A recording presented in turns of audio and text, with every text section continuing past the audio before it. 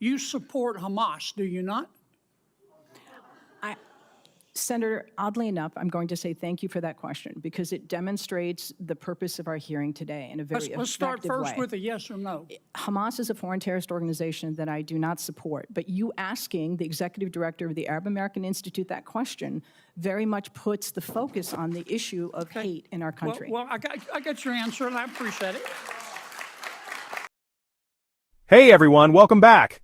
Today, we're diving into a super controversial moment that's been making waves. Senator John Kennedy from Louisiana, known for his sharp questions and fiery exchanges, recently grilled an Arab American witness during a heated Senate hearing. The topic, Hamas. And let me tell you, it got intense. Kennedy didn't hold back, repeatedly asking whether the witness supported Hamas and other groups like Hezbollah. The response? Well, that's where things get interesting. Stick with me because we're breaking it all down. Before we dive in, don't forget to hit that subscribe button if you want more content like this. Now let's get into it. Kennedy starts off strong, asking the witness directly, "Do you support Hamas?" For context, Hamas is a Palestinian militant group designated as a terrorist organization by the U.S. and many other countries. It's a loaded question, and Kennedy doesn't mince words. The witness, taken aback, responds firmly, "I do not support Hamas." They clarify they don't support violence from any group, not Hamas, not Hezbollah, nothing. But Kennedy doesn't let it go. Instead of accepting the answer, he digs in further, and this back and forth, it gets heated. What is the, you support Hezbollah too, don't you? Again, I find this line of questioning extraordinarily disappointing, Is that a Senator. no? That Or you have Arab American constituents that you represent in your great state. Yes, ma'am, I understand that, but my time's limited, and I apologize, but is that a yes or a no? Yes or no question to do I support Hezbollah? The answer is I don't support violence, whether it's Hezbollah, Hamas, or any other entity that invokes it. You can't bring yourself to say no, can you? No, I can say no. I can say yes. But what I can say is your line of questioning. Do you support or oppose Iran and their hatred of Jews?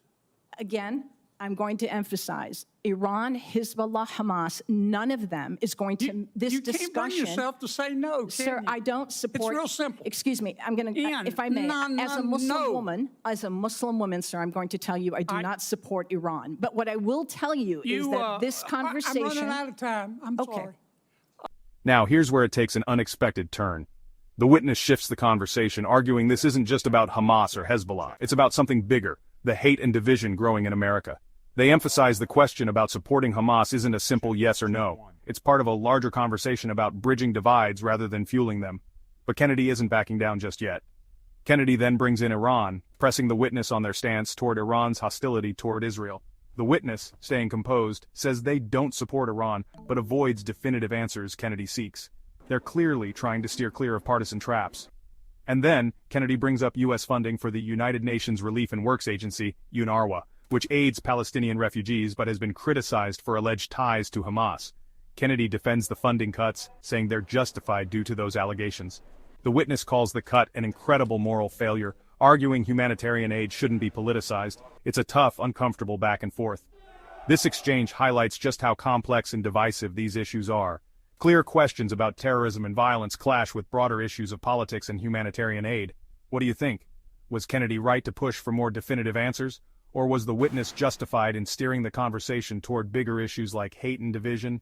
Let me know your thoughts in the comments below. And again, if you haven't subscribed yet, what are you waiting for? We're just getting started.